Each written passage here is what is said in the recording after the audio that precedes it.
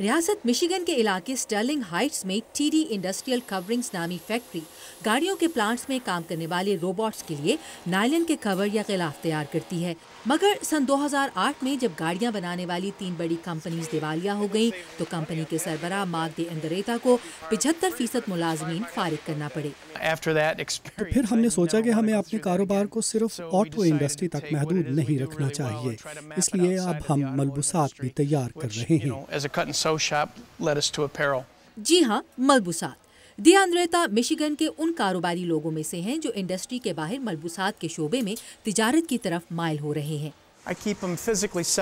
ہم کام کے لوڈ اور ضرورت کے مطابق سلائی کا کام کرنے والوں کو ایک جگہ سے دوسری جگہ منتقل کرتے رہتے ہیں۔ تو ملبوسات کے کاروبار میں داخل ہونے کے بعد اب ہم اپنے وسائل کے استعمال میں توازن پیدا کرنے کی کوشش کر رہے ہیں۔ مارک کے کاریگر آج ویٹریسز کے لیے لباس پر کام کر رہے ہیں جو شکاگو کے ایک کسینو میں استعمال ہوگا۔ وہ کہتے ہیں کہ انہیں اپنی کمپنی کے لیے ہنرمند کاریگر ڈھونڈنے میں مشکل ہو رہی ہے۔ کمپنی میں کام کرنے والی ایک سپروائزر کہتی ہیں اب جب کمپنی نے کاروبار کو وسعت دی ہے انہیں پہلے سے زیادہ جاب سیکیورٹی محسوس ہوتی ہے۔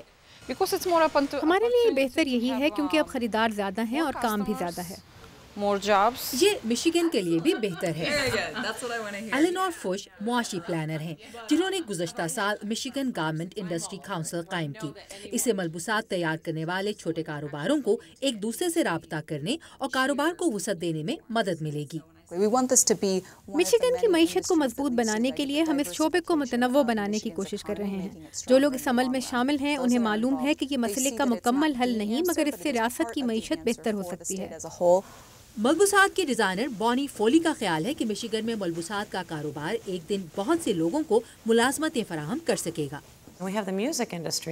ہمارے ہاں میوزک انڈسٹری ہے جیسے موٹاؤن، مگر اس سے لوگوں کو کوئی زیادہ ملازمتیں تو نہیں ملتی۔ تو اس وقت اگر کوئی مناسب صنعت پھل پھول رہی ہے تو وہ ملبوسات کی صنعت ہے۔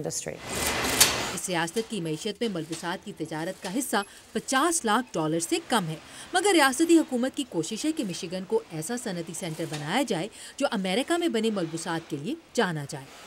مانا رابع کے ساتھ عائشہ خالد، اردو VOA۔